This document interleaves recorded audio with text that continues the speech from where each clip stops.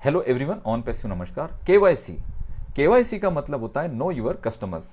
जितने financial department होते हैं वहां पर अपने कस्टमर्स के वेरिफिकेशन के लिए केवाईसी प्रोसेस की जाती है। और पिछले वेबिनार में मिस्टर ऐश ने हमें केवाईसी से रिलेटेड बहुत सारी इंफॉर्मेशन दी है और हमें ओ केवाईसी के बारे में बताया। और जैसे फाउंडर्स को ओ केवाईसी के बारे में पता चला, बहुत सारे फोन कॉल्स और बहुत सारे क्वेश्चंस मैं रिसीव कर रहा हूँ। केवाईसी क्या है, केवाईसी के क्या टाइप्स है, केवाईसी को किस तरह से किया जाता है, ओ केवाईसी हमारा किस टाइप का प्रोडक्ट होगा, ओ केवाईसी में हम किस तरह से केवाईसी कर पाएंगे, क्या 18 साल के कम उम्र के बच्चे भी केवाईसी कर सकते हैं, और केवाईसी को सबमिट करने के बाद ओ केवाईसी में कितने समय में केवाईसी वेरीफाई होगी। इन सारे क्वेश्चंस के आंसर आज के इस टॉपिक में हम कवर करने वाले हैं। तो आज के टॉपिक के साथ आखिरी तक बने रहिएगा दोस्तों। आज हम बहुत सी नई चीजें यहां से जानने वाले हैं। केवाईसी को हम एक प्रेजेंटेशन के थ्रू समझते हैं, क्योंकि प्रेजेंटेशन के जरिए जब हम किसी चीज को समझ रहे होते हैं तो हमें बहुत आसानी होती है उस टॉपिक को समझने में। जब केवाईसी की बात है ना, तो यहाँ पर दो कॉमन क्वेश्चन है कि व्हाट इज केवाईसी और टाइप ऑफ केवाईसी। केवाईसी क्या है और केवाईसी के टाइप्स क्या होते हैं। तो व्हाट इज केवाईसी, देखिए केवाईसी जो है ना, केवाईसी एक वेरिफिकेशन प्रोसेस है। किसी भी फाइनेंशियल ऑर्गेनाइजेशन को अपने कस्टमर्स को वेरीफाई करना होता है और केवाईसी के थ्रू वो अपने कस्टमर्स को वेरीफाई करते हैं ताकि इलीगल एक्टिविटीज से बचा जाए। और उस कस्टमर्स को वेरीफाई करके फिर उसके अकाउंट्स क्रिएट होते हैं, वो बैंक्स में हो या फिर कहीं आप जाते हो कहीं डिजिटल वॉलेट में, या फिर जहाँ पे पैसों के ट्रांजेक्शन्स होते हैं, जहाँ पे आपके बैंक अकाउंट उससे कोरिलेट करते हैं, तो वहाँ पर केवाईसी ज़रूरी होती है। दूसरा जो यहाँ पर एक क्वेश्चन है कि केवाईसी के टाइप्स क्या है। टाइप ऑफ केवाईसी, तो केवाईसी के बेसिकली दो टाइप्स हैं।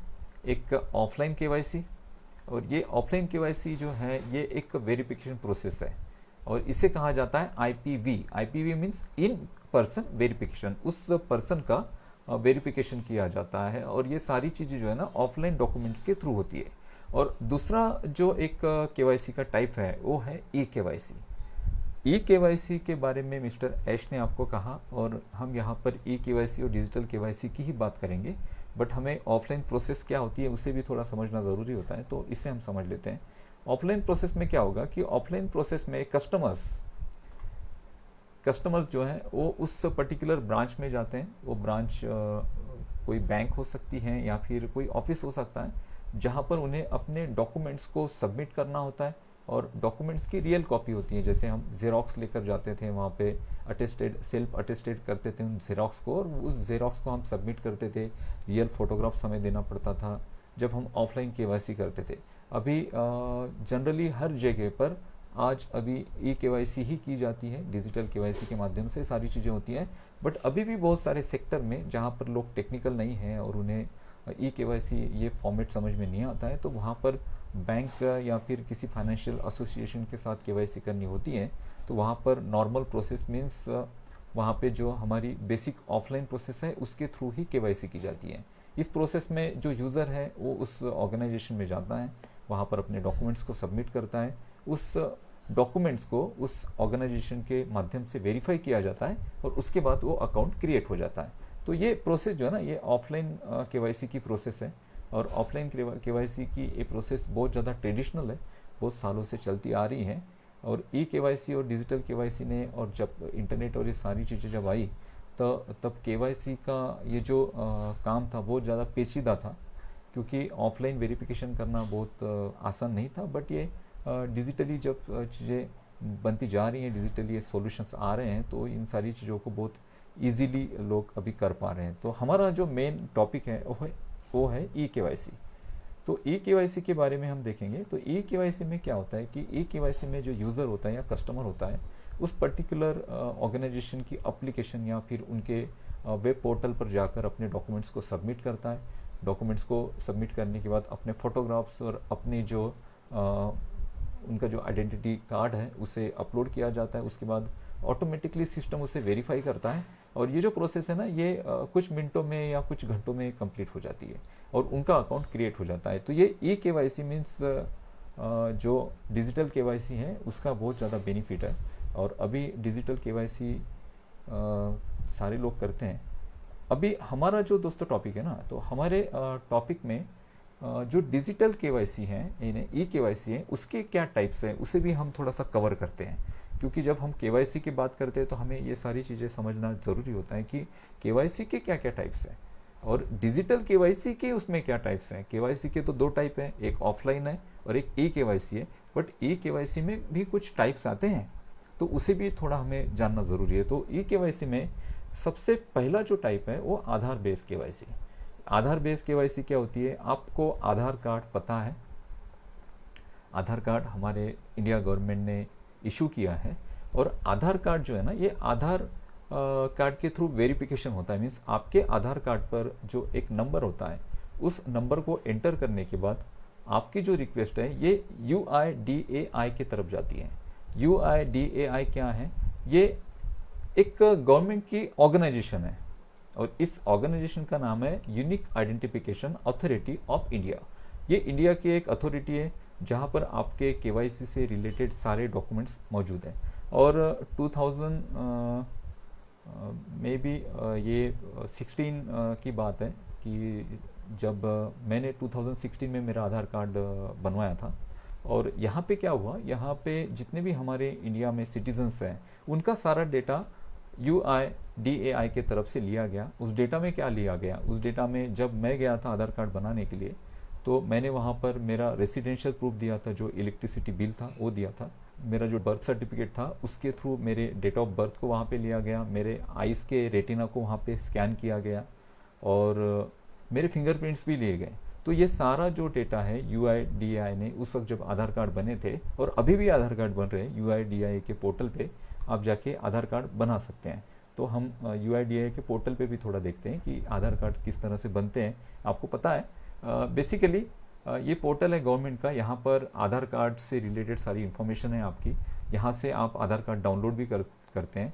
तो जब आप आधार कार्ड के थ्रू KYC करते हैं किसी भी फाइनेंशियल एसोसिएशन के साथ, तो जब आप आपका आधार नंबर वहाँ पर पुट करते हैं तो ये आधार नंबर वेरीफाई करने के लिए UIDAI के तरफ भेजा जाता है उस पर्टिकुलर एसोसिएशन की तरफ से। और उस एसोसिएशन का जो वेबसाइट होगा, उस वेबसाइट पे जब आप पेस्ट करते हो अपने आधार नंबर को, तो वहाँ से रिक्वेस्ट यहाँ भेजी जाती है गवर्नमेंट के इस पोर्टल पर, और उस रिक्वेस्ट को एक OTP के थ्रू वेरीफाई किया जाता है कि वो वही व्यक्ति है कि नहीं जो अपनी इन्फॉर्मेशन उस कंपनी को देना चाह रहा है। जैसे एग्जांपल मैं देना चाहता हूँ, जैसे मैं किसी डिजिटल वॉलेट पे अपना अकाउंट बनाना चाह रहा हूँ और वहाँ पे मुझे KYC की प्रोसेस को कंप्लीट करना है, तो वहाँ पे मैं क्या करूँगा, मेरी जो आधार कार्ड पर जो डिटेल है, जो नंबर है, उसे मैं वहाँ पर सबमिट करूँगा।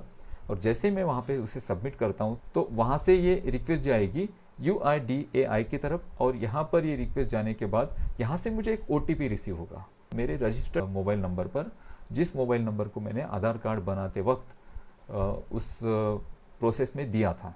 और वहाँ पे एक OTP जैसे मेरा जनरेट होता है, तो OTP जनरेट होने के बाद उस OTP को मैं एंटर करता हूँ। OTP को एंटर करने के बाद जिस वेबसाइट पर, जिस फाइनेंशियल वेबसाइट पर मैं अपनी KYC करना चाह रहा हूँ, तो उन्हें ये UIDAI की तरफ से परमिशन मिल जाती है मेरे डेटा को पढ़ने के लिए, रीड करने के लिए और वेरीफाई करने के लिए। तो ये UIDAI के तरफ से ये KYC होती है। और ये UIDAI बहुत बड़ी ऑर्गेनाइजेशन है जहाँ पर हमारा सारा डेटा फीड है। और बेसिकली यहाँ पे जो कस्टमर सर्विस होती है, जैसे बैंक अकाउंट्स, मोबाइल कनेक्शन, इसके लिए लोग KYC करते हैं, और बहुत सारे डिजिटल वॉलेट्स में भी KYC करते हैं। और इसमें भी दो टाइप्स हैं।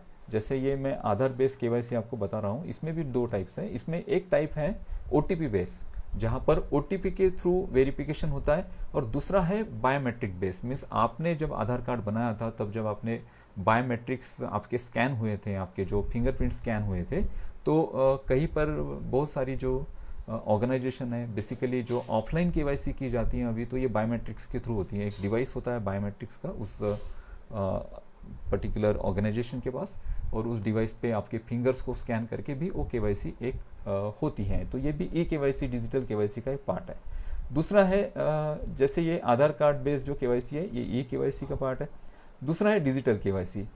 डिजिटल केवाईसी क्या होती है, मीन्स अभी इस टॉपिक को हम डिजिटल केवाईसी कह सकते हैं, ई केवाईसी कह सकते हैं, but e KYC means electronic KYC, और इलेक्ट्रॉनिक केवाईसी के कुछ छोटे छोटे टाइप्स हैं, जैसे आधार बेस्ड केवाईसी हैं, डिजिटल केवाईसी है, वीडियो केवाईसी हैं, उसके बाद सेंट्रल केवाईसी, और उसके बाद इन ऐप केवाईसी, ये सारी चीज़ें हैं। तो हम अभी आधार कार्ड को हम समझ चुके हैं, तो अभी हम डिजिटल केवाईसी को समझेंगे। तो ये जो डिजिटल केवाईसी है, इसका भी जो वेरिफिकेशन है ना, ये आपके आधार बेस पे ही होता है। बट यहाँ पर क्या करना पड़ता है, यहाँ पर आपको OVD means official valid documents, जैसे Aadhaar card, PAN card, passport, driving licence, ये सारे डॉक्यूमेंट्स सबमिट करने पड़ते हैं। और ये सारे डॉक्यूमेंट्स सबमिट करने के बाद कस्टमर्स की जो आइडेंटिटी है उसका वेरिफिकेशन रियल टाइम में किया जाता है। और ये प्रोसेस जो है ना, ये फ्लेक्सिबल प्रोसेस होती है, क्योंकि कस्टमर्स जो है ना अपने डॉक्यूमेंट मीन्स अपने ऑफिशियल वैलिड डॉक्यूमेंट जैसे सबमिट करते हैं तो ये प्रोसेस स्टार्ट हो जाती है। और ये प्रोसेस हाईली सिक्योर होती है डिजिटल केवाईसी की।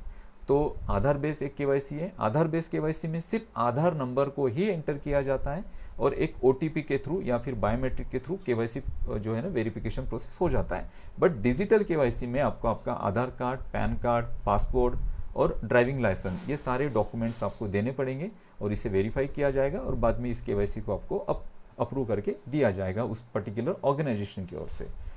तीसरा जो यहाँ पर टाइप है वो है वीडियो केवाईसी।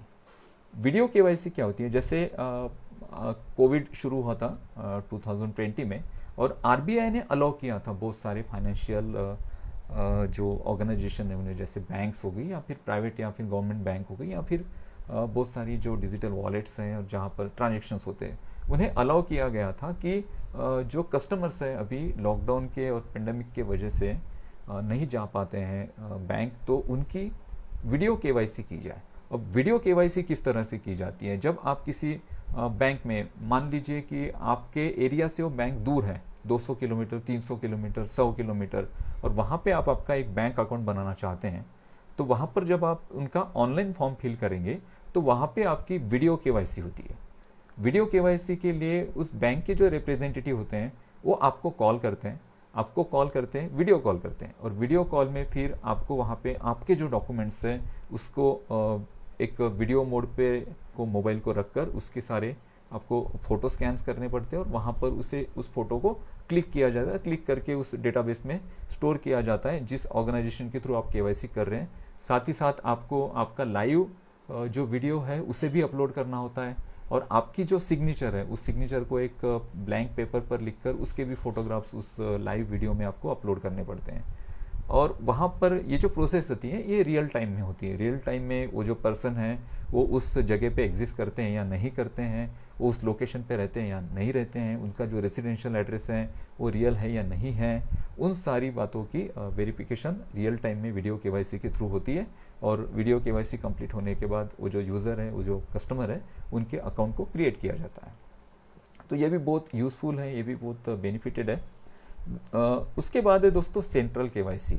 ये सेंट्रल केवाईसी है ना, ये बहुत एक यूनिक टॉपिक है, बहुत यूनिक।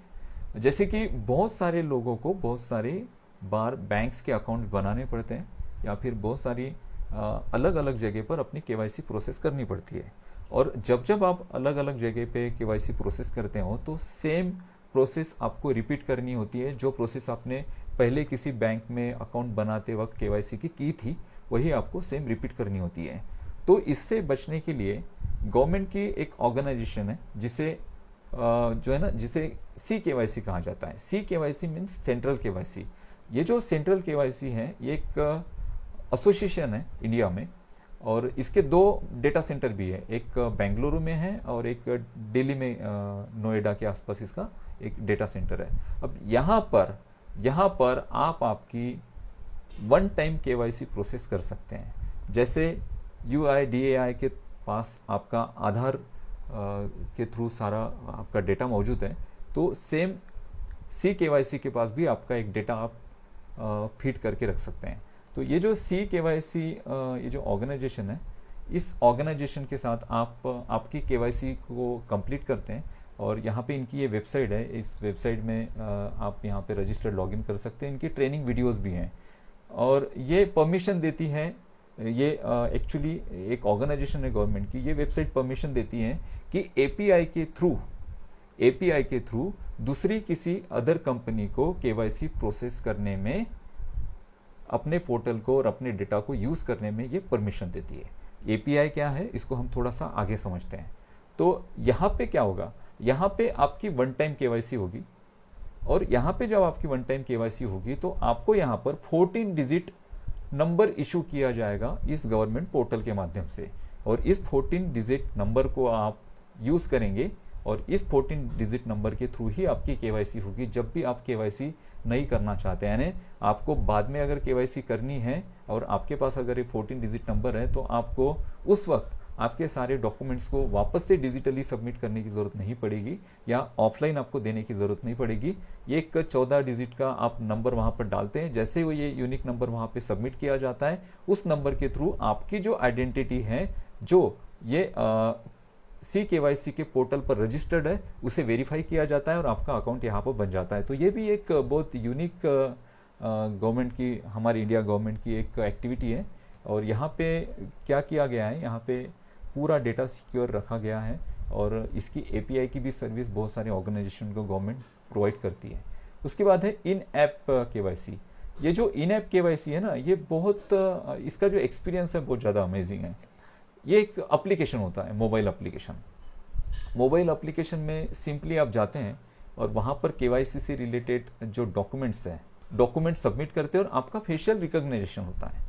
फेशियल रिकॉग्निशन क्या है कि आपके फ्रंट और साइड व्यू को कैप्चर किया जाता है, आपके चेहरे के व्यू को कैप्चर किया जाता है, और आपकी जो सिग्नेचर है वो डिजिटली आप वहाँ पर अपलोड करते हैं।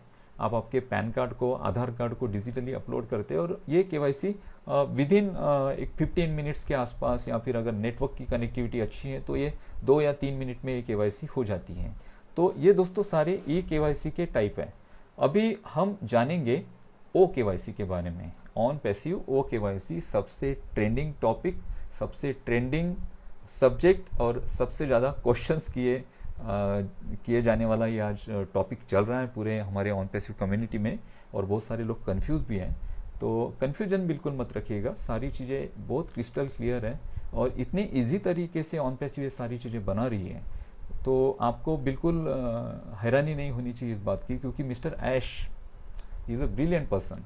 वो जब सोचते हैं ना, तो मैं हमेशा उनके सोच को सलाम करता हूँ, बहुत मैं दिल से सलाम करता हूँ उनको। क्योंकि देखिए KYC तो करनी है, जहाँ पर फाइनेंशियल ट्रांजेक्शन्स और फाइनेंशियली सारी चीज़ें होती हैं, एक्टिविटी होती हैं, पैसों के लेन देन होंगे, तो उस व्यक्ति को वेरीफाई करना ही पड़ेगा जिसके साथ वो कंपनी लेन देन कर रही है। अगर वो व्यक्ति वेरीफाई नहीं होता है तो वो एक्टिविटी इलीगल एक्टिविटी मानी जाएगी किसी भी गवर्नमेंट की तरफ से। जैसे हमारे यहाँ UIDAI के तरफ से KYC होती है, वैसे अलग अलग कंट्रीज में अलग अलग ऑर्गेनाइजेशन होगी। अब OKYC की क्या ज़रूरत पड़ी ऑन पैसिव को, और अभी तक हम KYC की सिर्फ बात सुन रहे थे, और अभी हमने सडनली ऐश सर के मुंह से सुना कि OKYC हमारा प्रोडक्ट बन गया। तो इसका आंसर ऐश ने दिया था कि KYC के लिए थर्ड पार्टी से अगर हम KYC करते हैं किसी ऑर्गेनाइजेशन से जो हमारे लिए KYC करके देगी, तो उन्होंने $2 चार्ज किए थे एक फाउंडर के लिए, मीन्स एक सिंगल पर्सन के KYC के लिए उन्होंने चार्ज किए थे $2। हम अभी 14 लाख के आसपास, मीन्स 14 लाख अबाउ हम फाउंडर है, 14 लाख भी पकड़ते हैं, तो अगर $2 हम कैलकुलेट करते हैं तो $28 लाख सिर्फ KYC में ही जाने वाले थे। तो ऑन पैसिव ने सोचा कि क्यों ना हम हमारा एक API वर्जन डेवलप करें। API क्या है? API तो ऑन पैसिव ने OKYC को क्रिएट किया, एक प्रोडक्ट ही बना दिया। अब बहुत सारे लोगों का यह भी क्वेश्चन था कि सर ये इसे बनाया कैसे गया, कैसे बना गया? ये जो KYC जो हमारी हो रही है, तो ये हमारा जो OKYC प्रोडक्ट बनाया गया है, ये कैसे बनाया गया? दोस्तों ये बनाया गया है API के थ्रू। API क्या होता है? Application programming interface. और इसे हमारे OKYC में जो API यूज हुआ है, ये KYC API यूज हुआ है, यानी KYC application programming interface. Actually ये एक सॉफ्टवेयर है, ये सॉफ्टवेयर इंटरफेस होता है जो हेल्प करता है कि दो एप्लीकेशंस को आपस में अपनी इंफॉर्मेशन एक्सचेंज करने के लिए।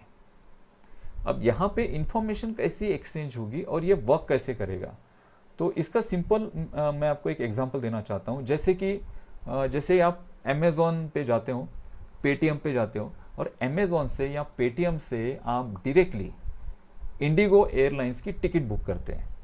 अब अमेजोन की तो खुद की एयरलाइन नहीं है, या फिर पेटीएम की भी खुद की एयरलाइन नहीं है, फिर पेटीएम से या फिर अमेजोन से आप इंडिगो एयरलाइन की एयर टिकट को किस तरह से बुक कर सकते हैं। तो एक्चुअली क्या होता है कि एग्जाम्पल, अमेजोन से अगर आप इंडिगो एयरलाइंस की टिकट बुक करते हैं तो अमेजोन और इंडिगो एयरलाइन, इनके दोनों के जो एप्लीकेशन प्रोग्राम इंटरफेस हैं, यानी इनके जो सॉफ्टवेयर है, ये सॉफ्टवेयर आपस में कनेक्टेड है और एक दूसरे को डेटा शेयर करते हैं।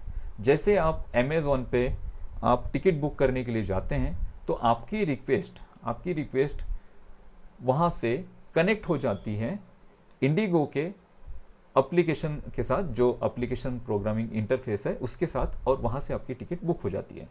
तो अभी यहाँ पे हमारा OKYC कैसे काम करेगा KYC के लिए, तो देखिए OKYC, अब OKYC का हमारा डैशबोर्ड कहाँ पे होगा, वो इकोसिस्टम में होगा या फिर हमारे वो फाउंडर की वेबसाइट पे होगा, ये तो हमें आगे आने वाले दिनों में क्लियर होगा।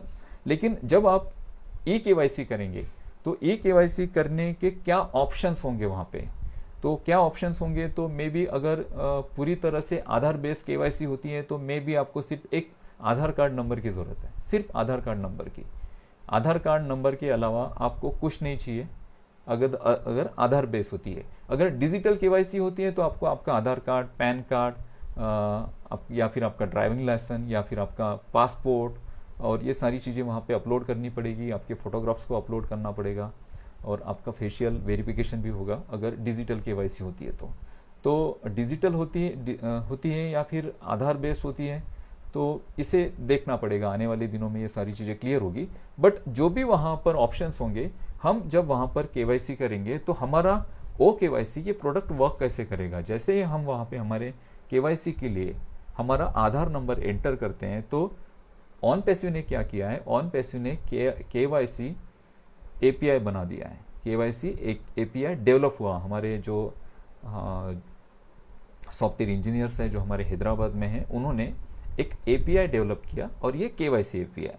और ये जो एप्लीकेशन प्रोग्रामिंग इंटरफेस है, इसकी कनेक्टिविटी उस पर्टिकुलर API के साथ शेयर हुई जिस API से डेटा वेरीफाई होना है। और इंडिया में किस API से डेटा वेरीफाई होना है, इंडिया में वेरीफाई होना है आधार कार्ड के थ्रू। तो क्या होगा कि ये एप्लीकेशन प्रोग्रामिंग इंटरफेस जो है OnPassive का, जिसे OKYC कहा जाता है, इसे UIDAI की तरफ से एक API की रिसीव होगी, और जैसे ही कोई कस्टमर अपने आधार कार्ड को सबमिट करेगा तो ये रिक्वेस्ट जाएगी UIDAI के तरफ, और UIDAI एक OTP के थ्रू उसे वेरीफाई करेगा, और वेरीफाई करने के बाद वो जो डेटा है उस कस्टमर का, वो डेटा OKYC को फॉरवर्ड कर देगा। और ये जो सारी चीज़ें हैं, ये सारी चीज़ें डिजिटली होती है, और हम AI टेक्नोलॉजी के साथ चल रहे हैं, तो आपको ज़्यादा मुझे AI के बारे में बताने की ज़रूरत नहीं है। ये प्रोग्रामिंग ही इस तरह से की जाती है कि इलेक्ट्रॉनिकली ये सारी चीज़ें और ये सारा वेरिफिकेशन हो जाता है, और तो इस तरह से हमारा OKYC जो है ना काम करेगा। तो इसके बाद दोस्तों कुछ डॉक्यूमेंट्स की भी रिक्वायरमेंट होगी, कुछ डॉक्यूमेंट्स भी तो हमें रखने पड़ेंगे ना KYC के लिए। तो बेसिकली KYC के लिए आधार कार्ड, ड्राइविंग लाइसेंस और पासपोर्ट, ये 3 डॉक्यूमेंट्स तो आपके पास होने चाहिए। फोटोग्राफ्स तो हम ऑनलाइन डायरेक्टली वो फोटोग्राफ शूट होगा, और अगर ये आधार बेस होता है तो इन सारी चीज़ों की भी ज़रूरत नहीं पड़ेगी, सिर्फ एक आपके आधार कार्ड के थ्रू ये सारी चीज़ें होती हैं।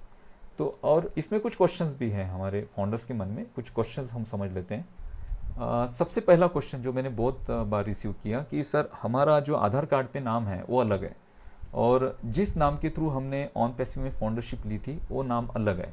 और मैंने दोस्तों आज से 6 महीने पहले भी जब ये KYC की बात उठी थी, तब भी मैंने आप लोगों को कहा था, आपको किसी भी जहाँ पर फाइनेंशियल एक्टिविटी होती है, कहीं पर भी जो आपके फाइनेंशियल लेन देन होते हैं किसी भी बैंक के साथ या फिर किसी ऑर्गेनाइजेशन के साथ, तो आपके आधार कार्ड पर जो नंबर है, आपके आधार कार्ड पर जो नाम है, उसी नाम को आपको कंसिडर करना है आपका नाम वहाँ पर फिल करने में। तो बहुत सारे लोगों ने क्या किया है कि आपने नाम से ऑन पैसिव इकोसिस्टम में अकाउंट बनाया, तो उनका वहाँ पर नाम अलग है और आधार कार्ड पर अलग है। तो सिंपली एक काम करिए, आधार कार्ड का नाम तो आप चेंज नहीं कर पाएंगे, बट आधार कार्ड पर जो आपका नाम है सेम वैसा ही नाम आपके इकोसिस्टम में एडिट करके रख दीजिए। ये प्रॉब्लम, ये समस्या यहाँ पे सॉल्व हो जाएगी। दूसरा ये है कि केवाईसी कितना समय लेगी अप्रूव होने के लिए। जब हम ओ केवाईसी में हमारी केवाईसी सबमिट करेंगे तो कितना समय लगेगी। देखिए ये इलेक्ट्रॉनिक प्रोसेस है सारी, ये बहुत इमीडिएट ये सारी चीज़ें होती हैं। मे बी 10 मिनट 15 मिनट, ज़्यादा से ज़्यादा 1 घंटा या 2 घंटे। ये डिपेंड करता है कि उस पर्टिकुलर वेबसाइट पर ट्रैफिक कितना आ रहा है, कितने लोग वहाँ पर केवाईसी कर रहे हैं और वेरिफिकेशन प्रोसेस में कितना समय लग रहा है, उस पर ये सारी चीज़ें डिपेंड करती है। बट डिजिटल केवाईसी हो, आधार बेस्ड केवाईसी हो, ये केवाईसी विद इन कुछ मिनटों में या कुछ घंटों में ये अप्रूव हो जाती है। उसके बाद क्या बच्चों की केवाईसी हम कर सकते हैं? तो देखिए इंडिया में आधार कार्ड की अगर बात करें तो 1 साल के बच्चों के भी आधार कार्ड्स बन रहे हैं। बैंक अकाउंट मुझे नहीं लगता है कि 1 साल के बच्चों के होंगे।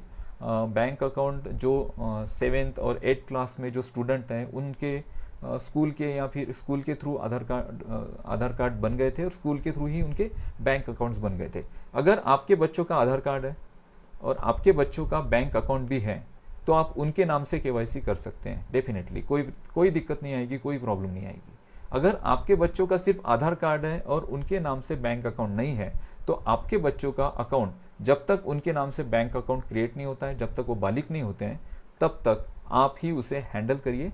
इसमें कुछ ज़्यादा आपको कंफ्यूज होने की ज़रूरत नहीं है, सिंपल समझिए। अगर आपके बच्चों का आधार कार्ड और बैंक अकाउंट है तो उनके नाम से आप केवाईसी कर सकते हैं। अगर आपके बच्चे का सिर्फ आधार कार्ड है, बैंक अकाउंट नहीं है, तो उनकी केवाईसी आप आपके ही नाम से करिए, आप ही उनके अकाउंट को ऑपरेट करें जब तक वो 18 ईयर प्लस नहीं होते हैं। 18 ईयर प्लस होने के बाद या फिर बैंक अकाउंट अगर 18 ईयर के पहले उनका बन जाता है तो वहाँ पे फिर ऑन पैसिव की तरफ से कुछ प्रोविज़न होगा और बहुत सारे प्रोविजंस आने वाले हैं, बहुत सारी अपडेशंस होगी। और अभी जो सिनारियो चल रहा है, इस सिनारियो से रिलेटेड जो चीज़ें हैं ना, ये सारी चीज़ें हमारे सामने डिस्कस होगी। तो ये केवाईसी से रिलेटेड दोस्तों इन्फॉर्मेशन मुझे आपको देनी थी। और यहाँ पे केवाईसी ये जो टॉपिक है हमने जितना हो सके उतना हमने क्लियर किया। और केवाईसी किस तरह से की जाती है, केवाईसी क्या होती है, इससे रिलेटेड सारे क्वेश्चंस आपके सॉल्व हो चुके होंगे। आशा करता हूँ कि इस वीडियो के माध्यम से आपको बहुत सारी इन्फॉर्मेशन मिली होगी और ये इन्फॉर्मेशन आपके लिए यूज़फुल रही होगी।